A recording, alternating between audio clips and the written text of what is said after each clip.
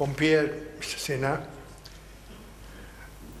Dr. Ramesh Chand, member Niti Aayog and National Professor of Agriculture, Shri Samir Shah, Suresh Goyal Saab, Gurinder, my colleagues in Star Agri, ladies and gentlemen. It's indeed a great privilege for us that Dr. Ramesh Chand is here today. And I'm so happy that he has placed the commodity business in the larger context of agriculture and economic development in a globalizing phase, because those connections are extremely important.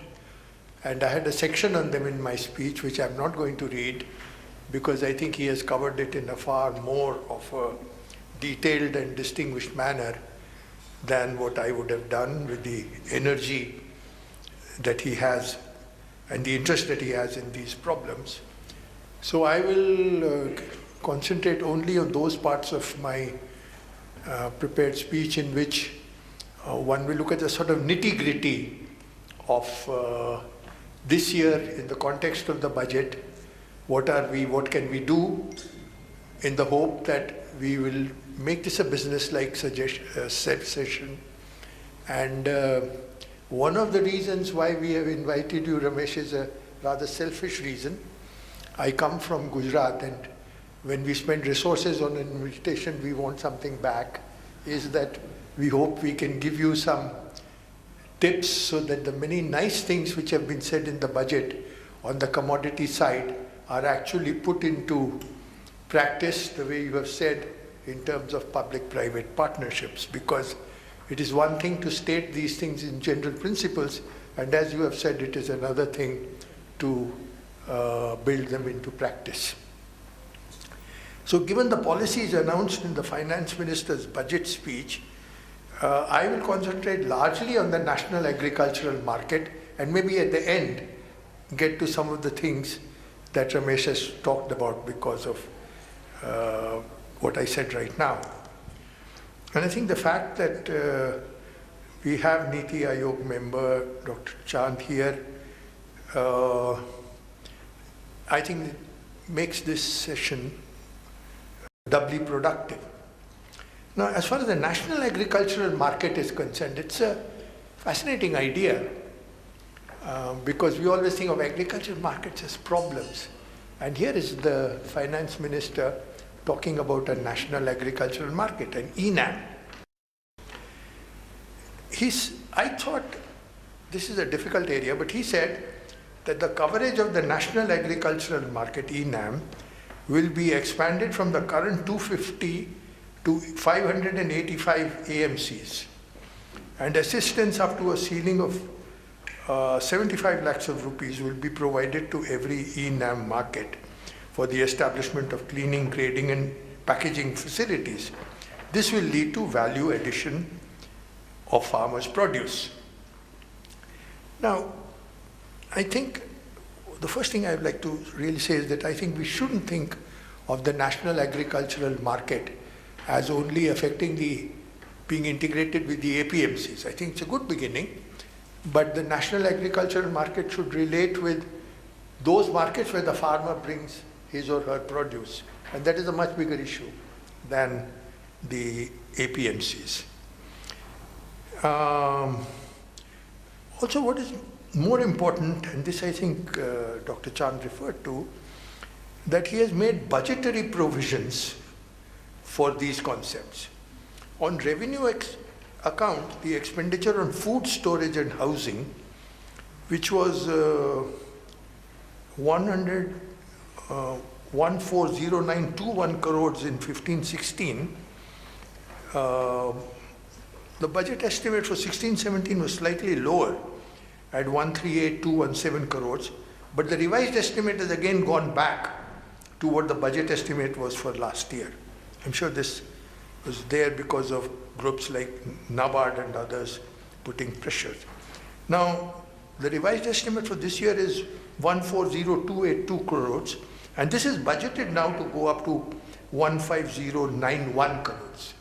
And in a year where agricultural output might not rise much because of the kinds of other problems we have faced and some of the slowdown in the economy, I think this is a very massive increase and should be planned for in a productive manner from now onwards.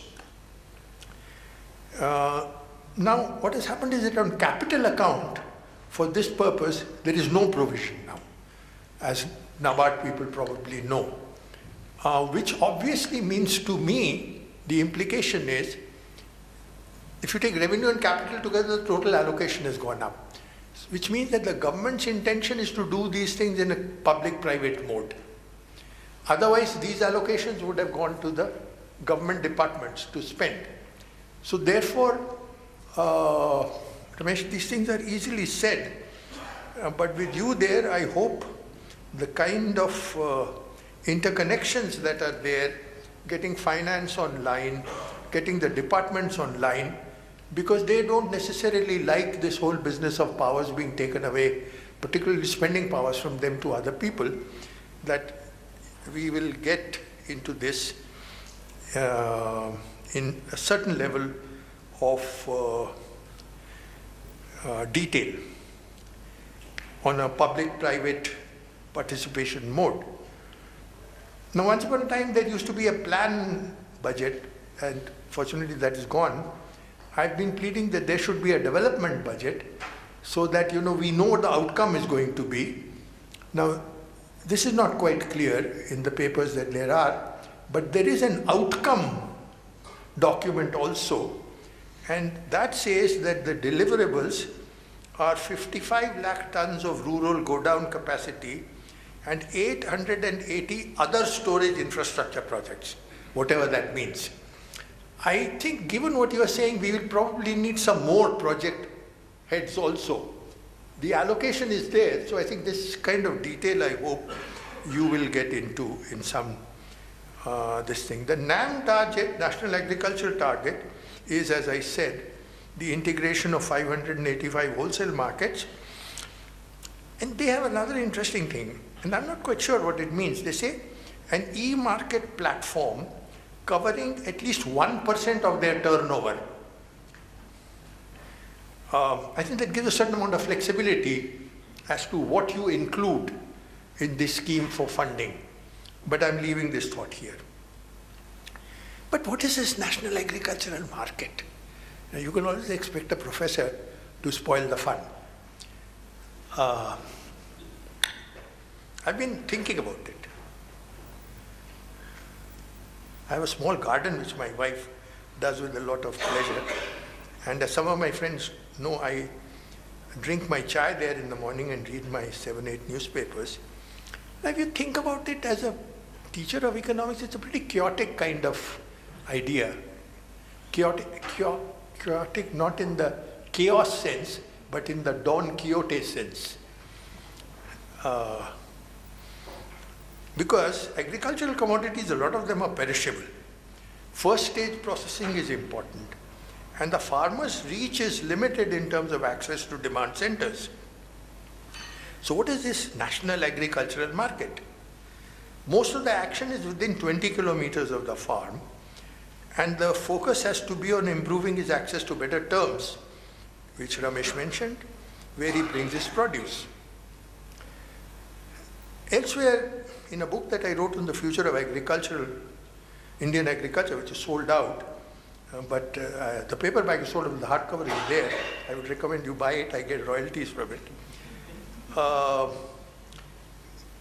There are a lot of markets, a lot of marketing is done in what are called census towns, which are not even regarded as urban areas by the Mai Baap Sarkar.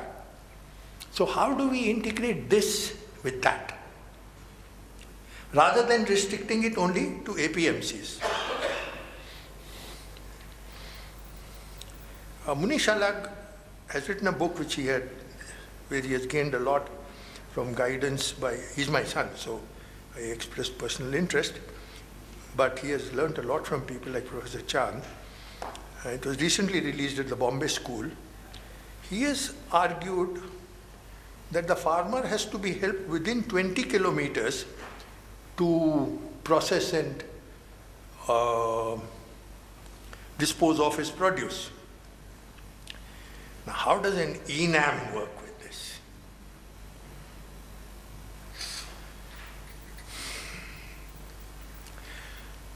Actually, it's not that bad an idea. It's a good idea, I confess.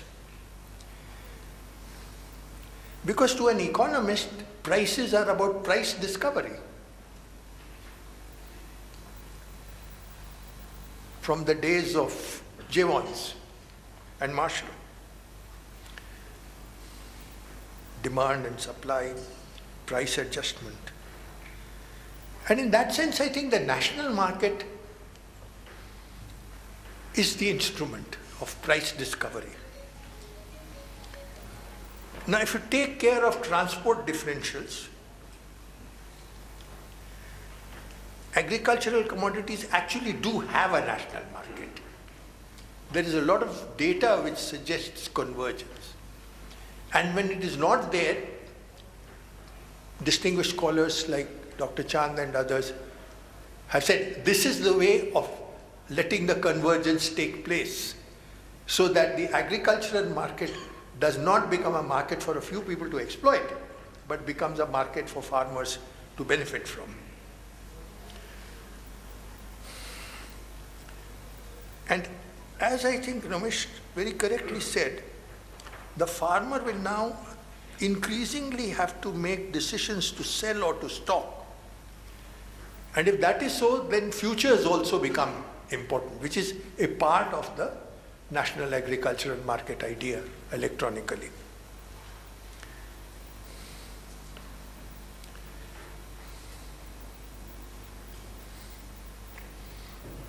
The big movement in the last decade, as I said earlier, was the farmer going for agricultural markets from the village to the census towns. And this year's economic survey makes the point that as of 2011, and that's fascinating, Arvind Subramanian makes the point, India's openness, measured as the ratio of trade in goods and services to GDP, has far overtaken China, a country to which the Americans and others, I mean, that's not, they don't say, they say simply a country famed for using trade as an engine of growth. India's internal trade to GDP is also comparable to that of not only of China, but other large countries, and very different from the caricature of a barter-riddled economy, which in other words means we are already there. And the question is doing more and pushing it further. Now, in fact, right now, there is no recognition of agricultural marketing infrastructure in census towns. So I would suggest that a plan for 1,000 such markets centered around agro-processing, communication, transport, storage, trade, and financial collateral, and institutions to create that and trade, which Dr. Chand listed, would be a beginning. And I think he's also right that we should encourage farmers groups, because the Indian farmer is a very small farmer, a large variety of them. And we should do it through producer companies. I was discussing it with friends of NABARD. I happen to be the granddaddy of producer companies because they came from a draft produced under a committee under my chairmanship. And I think the time has come to put these things up front page so that the whole business of the bad feeling that you get when you talk about cooperatives gets behind you, and you start building up institutions which are really based on the farmer and are backed up by technology. Now, you see, in a group like this, we all become very happy having said this.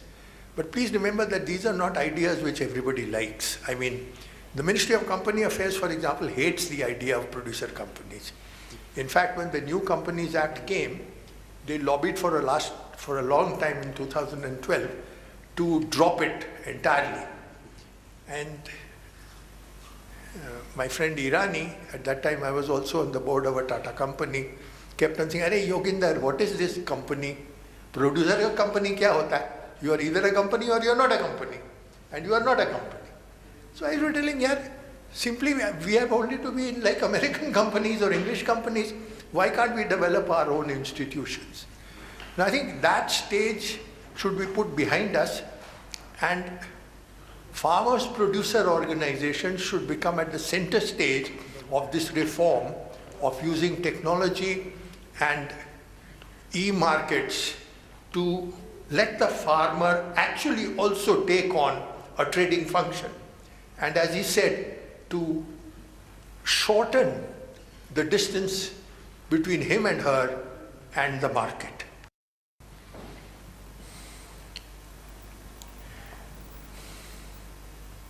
This is very important.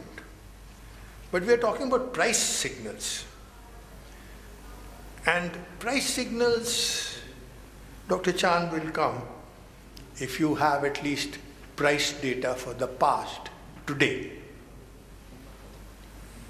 Now, it won't happen if prices always play the role they played in the kind of research that you did or I did.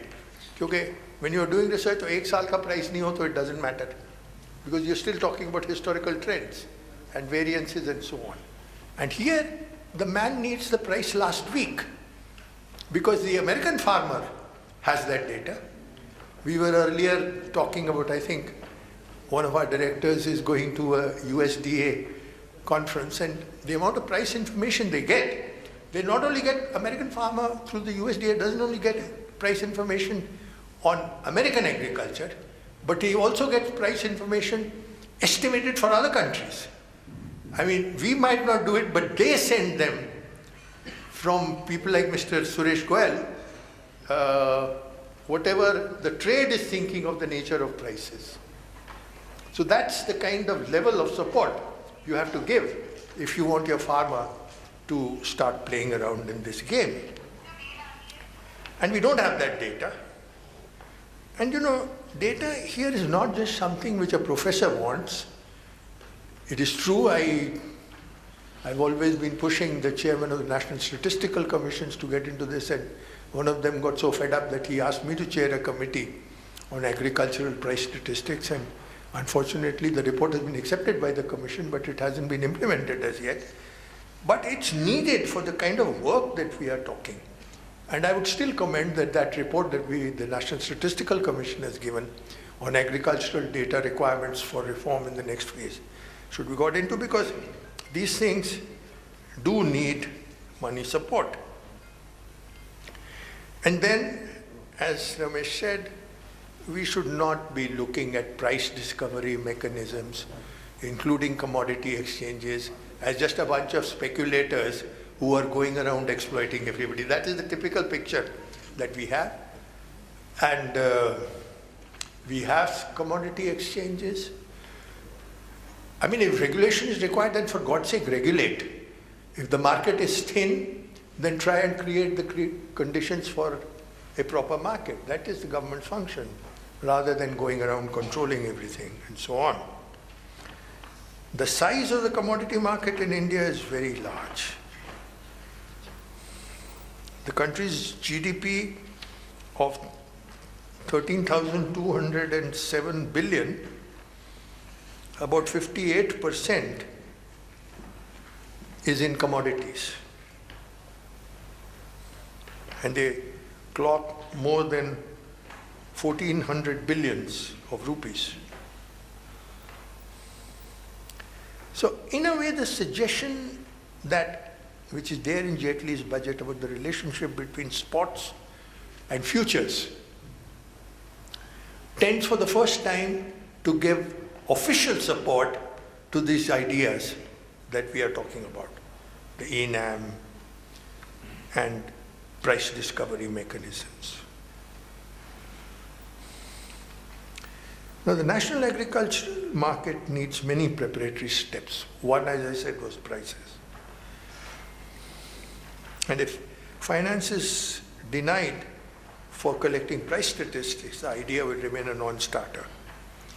Mind you, the National Statistical Commission is also saying that price statistics have to be collected in a public-private mode, because they know that the CSO kind of agency only gives you statistics with a time lag. So they are saying that information generating agencies should start at, of course, that kind of a thing with small, thin samples will have a degree of variability, but there's nothing like the use of data to make it more reliable as you go through. But the first steps have to be taken. But hopefully the union budget will provide for all this. The budgetary expenditure for this was 15,085 crores in 16-17, and the RE is lower at 13,741 crores. But the budget estimate for next year again goes up to at least the level that it was last year. I don't think money is the real issue. I think the real issue is that we have to get going. We have to build these link-ups that we are talking between information, commodities, and markets. And that is something that I think in a sort of rudimentary way, I've tried to cover, and in a far more elegant way has been done by Dr. Ramesh Chand. So I hope you will add on to this list, and you will also, more important, with the money that we have, give the schemes that we need to work on, and what will you contribute to them, so that the infrastructure which is required for the farmers of this country to get their due return and to play their role in the next phase of economic development is created in an efficient manner. Thank you. Jai Hind.